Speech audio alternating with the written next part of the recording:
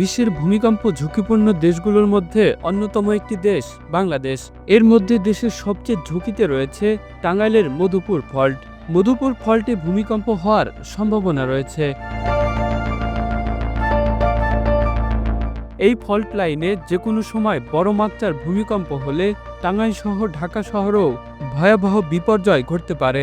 উপজেলা প্রশাসন বলছে, কোনো প্রকার প্রকল্প না থাকলেও এ বিষয়ে সচেতনামূলক কার্যক্রম চালিয়ে যাচ্ছে তারা। উপজেলা প্রকল্প বাস্তবায়ন কর্মকর্তা রাজিপাল রানা জানিয়েছে, মধুপুর বন এলাকার জলছত্র ফুটবল মাঠে জনগণের অংশগ্রহণে সচেতনামূলক ক্যাম্পেইনের আয়োজন করেছে প্রশাসন। মধুপুর ভৌগোলিকভাবে মধুপুর ফল্টে অবস্থিত, যার দরুন আগামীতে যে কোনো সময়ে ওদের ভবিষ্যতে ভয়াবহ ধরনের ভূমিকম্প হওয়ার সম্ভাবনা আছে। ইতিমধ্যে বিভিন্ন পত্রপত্রিকা থেকে শুরু করে বিভিন্ন গবেষণা দুর্বল রিপোর্টগুলোর মাধ্যমে জানতে পারলাম।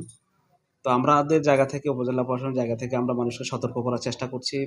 অফিসিয়াল ফেসবুক পেজ থেকে বিভিন্ন ধরনের সতর্ক বাণী ইতিমধ্যে মানুষকে দিয়েছি। আগামীকাল আমাদের একটা বিশাল মহড়া অনুষ্ঠিত হবে ফায়ার সার্ভিস এর অংশগ্রহণে। এখানে আমি আশেপাশে পাহাড়ি যত জনগণ আছে তাদেরকে আসবার জন্য অনুরোধ জানিয়েছি, যেন ভূমিকম্প হলে যেন কিছুটা হলেও এটা রিমুভ করা যায় বা সতর্ক থেকে এটা মোকাবেলা করা যায়। টাঙ্গাইলের মধুপুরকে বলা হয় আনারসের রাজধানী। এ উপজেলার 1/3 বনাঞ্চল বা মধুপুরগড়। গত কয়েক বছর মধুপুর শহরে দেধারছে গড়ে উঠেছে বহুতল ভবন। ভবন নির্মাণে মানা হয়নি Bangladesh national building code. Madhupur fault বাংলাদেশের একটি সক্রিয় ভূমিকম্প ত্রুটি সরল। এখানে ভূমিকম্প বিপর্যয় হলে হাজার হাজার প্রাণহানির ঝুঁকি রয়েছে। আমরা জানি মধুপুরে আমাদের টেকটনিক প্লেটের জয়েন্ট রয়েছে। পৃথিবীর যে জয়েন্টগুলোর মাধ্যমে পৃথিবীটা তৈরি হয়েছে তার একটা জয়েন্ট আমাদের মধুপুরেও রয়েছে।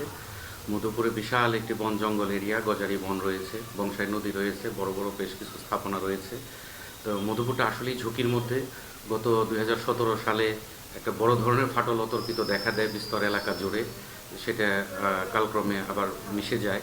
আমরা তৎকালীন মন্ত্রণালয়ে এটার তথ্য প্রেরণ করা হয়েছে। মন্ত্রণালয় থেকে আমাদের মাননীয় সচিব মহোদয় এখানে টিম পাঠিয়েছিলেন পরিদর্শনের জন্য। তো এবারও যেভাবে ভূমিকম্প মাথাচাড়া দিয়ে উঠেছে, আসলে কখন কি ঘটবে এটা তো আর বলা যাচ্ছে না। তবে আমাদের প্রাথমিক প্রস্তুতি অনুযায়ী আমরা বিভিন্ন স্কুল প্রতিষ্ঠান বা বিভিন্ন দিবসে ফায়ার সার্ভিসের মাধ্যমে আমরাও সম্পৃক্ত হয়ে বিভিন্ন মহড়ার আয়োজন করে থাকি। গত 13 অক্টোবরেও আমরা অনেক বড় ধরনের মহড়ার আয়োজন করেছিলাম এখানে জনসচেতনতার জন্য। তো আগামী চলতি মাসের 26 তারিখে আমরা জলছত্র মাঠে ফায়ার সার্ভিসের মাধ্যমে বিশাল একটি ভূমিকম্পের মহড়ার আয়োজন করেছি। এখানে জনগণকে সম্পৃক্ত করার জন্য তাদেরকে কিভাবে কি করতে হবে, সচেতনতার জন্য যা করা দরকার আমরা প্রস্তুতি নিচ্ছি। উচ্চমাত্রায় ভূমিকম্প হলে শুধু মধুপুর নয়, ঢাকা শহরও মারাত্মক ক্ষতির মুখে পড়তে পারে। আসলে এই যে একটা পাহাড়ি এলাকা, এই এলাকায় যে ভূমিকম্পটা হয়েছে, এলাকার মানুষ খুবই আতঙ্কের ভিতরে আছে। আসলে এই ভূমিকম্প প্রতিরোধে কি করার আছে, এটা কোনো আগাম বার্তা বা কোনো কিছু তাদেরকে সচেতনমূলক কিছু, উদ্দেশ্যমূলক কিছু মিটিং বা করা দরকার, যাতে এই ভূমিকম্প হলে মানুষ কি করা যায় বা কীভাবে এই ভূমিকম্পের হাত থেকে রক্ষা পাওয়া যায়। যেমন দেশ গ্রামে অনেকে মাটির ঘর আছে, সেগুলোতে বসবাস করে, সেগুলোতে আসলে ভূমিকম্প হলে একেবারে টুকরো মুচড়ে প্রিয় হয়ে যায়। সেগুলো থেকে আসলে কীভাবে পরিচালনা হবে এই জন্য একটু ট্রেনিংয়ের দরকার এবং কিছু সেমিনারের দরকার। 5 থেকে 6 বছর পূর্বে মধুপুর উপজেলায় ভূমিকম্প দেখা দিলে আউশনারা ইউনিয়নের বোকারবাইদ সহ কয়েকটি গ্রামে টিলা ও রাস্তায় 50 থেকে 100 মিটার ফাটল দেখা দিয়েছিল বলে জানা গেছে। ওই সময় স্থানীয়দের মধ্যে আতঙ্ক ছড়িয়ে পড়ে। বিভিন্ন সংবাদ মাধ্যমে খবর নিউজে দেখেছি যে মধুপুরে একটা ফল্ট আছে। এই ফল্টের মাধ্যমে আর কি যদি ভূমিকম্প হয়, মধুপুর থেকেই ভূমিকম্পটা শুরু হবে। তো এই ভূমিকম্পের ফলে মধুপুর অনেক ক্ষতিগ্রস্ত হবে এবং ঢাকার কিছু সংখ্যক বলতে 2 লক্ষের মতো মানুষ মারা যাবে। মধুপুরে এসে আমি জানতে পারলাম যে এখানে একে 3 বার ভূমিকম্প নাড়া দিয়েছে। হ্যাঁ, এই জন্য মধুপুর এলাকাবাসী খুবই আতঙ্কিত এবং এই এলাকার দরিদ্র মানুষ, খেটে খাওয়া মানুষ, দিনমজুর মানুষ, তারা খুবই চিন্তিত আছে। ভূমিকম্প একটা বড় রকমের একটা দুর্যোগ। পৃথিবীব্যাপী এই ভূমিকম্প হচ্ছে। আমাদের বাংলাদেশেও ঘন ঘন ভূমিকম্প হচ্ছে।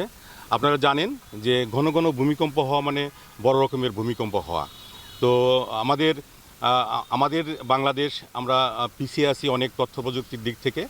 যে সমস্ত দেশ ভূমিকম্প হয়, খুব ঘন ঘন ভূমিকম্প হয়, যেমন জাপান, ইন্দোনেশিয়া, এই সমস্ত দেশগুলোতে ঘন ঘন ভূমিকম্প হয়, তারা কিন্তু জানতে পারে যে তাদের দেশে কখন ভূমিকম্প হবে, আজকে না কালকে পরশু, এরা কিন্তু বলতে পারে। সব দুর্যোগেরই কিন্তু একটা অ্যাপস রয়েছে, বা আমরা আবহাওয়া দপ্তর থেকে বিভিন্ন ধরনের দুর্যোগের কিন্তু আমরা সতর্কবাণী আমরা পাই। কিন্তু ভূমিকম্পের ব্যাপারে আমাদের বাংলাদেশ কিন্তু কোনো অ্যাপস এখন পর্যন্ত আবিষ্কার করতে পারেনি, বা বহির্বিশ্ব থেকেও আমরা কিন্তু এই অ্যাপস পাইনি। তো আশা করি আমরা অতি দ্রুত সময়ের মধ্যে আমরা অ্যাপসটা পেয়ে যাব, যার ফলে আমরা জানতে পারবো যে ভূমিকম্প হবে, তার ফলে আমরা সতর্কতা অবলম্বন করতে পারবো।